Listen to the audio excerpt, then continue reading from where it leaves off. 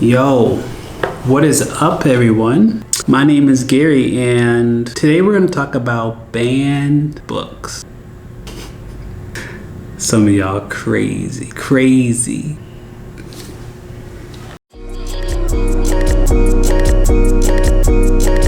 boy joy, she wanna see the Forbes like I wanna see her form. Tell me what you for, yeah. Ayy, you pay me what I'm owed, yeah. Alright, so my idea, I don't even know where to begin with this. Banned books. Oftentimes I believe that banned books have nothing to do with kids. It has to do with governments, schools, and libraries. Mainly governments and adults who honestly, truthfully, just really are awful sometimes. Really awful. Oftentimes when books are banned is because adults are uncomfortable.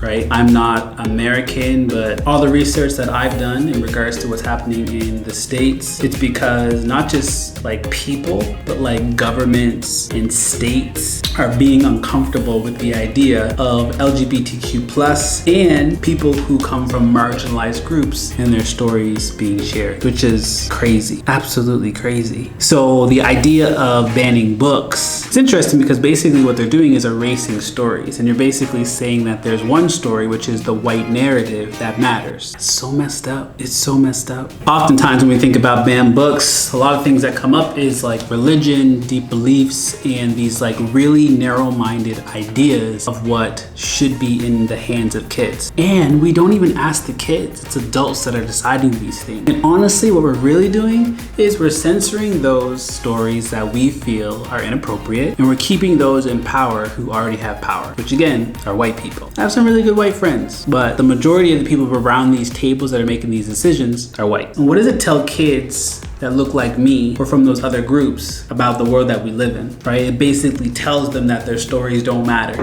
right? That they shouldn't be reading stories that connect with them, that they shouldn't be reading stories that have experiences like them. What happened to like us trying to understand different views from different people, right? What happened to expanding kids' experiences through literature? I'm just really confused. I'm just really confused. Banning books is really just censoring and trying to control a narrative that has been happening for an extremely long time. And I'll just go back to it, like, have we really asked kids what they want to read? Have we given kids the opportunity to really decide what they think should be in their library? No. And why do we read? We read so we can experience something that we haven't experienced before, right? We read to connect with different people, to connect with different walks of life, and to ban specific books about specific people. Don't you just take that away? I don't know. It's really strange. And of course, yes, of course you're going to check certain books. You want to see what your kids are reading. Of course there's certain books that kids at certain age levels shouldn't be reading, but come on people. And it's really honestly becoming to the point where it looks like all books that are non-white is becoming second guessed or questioned if it should be used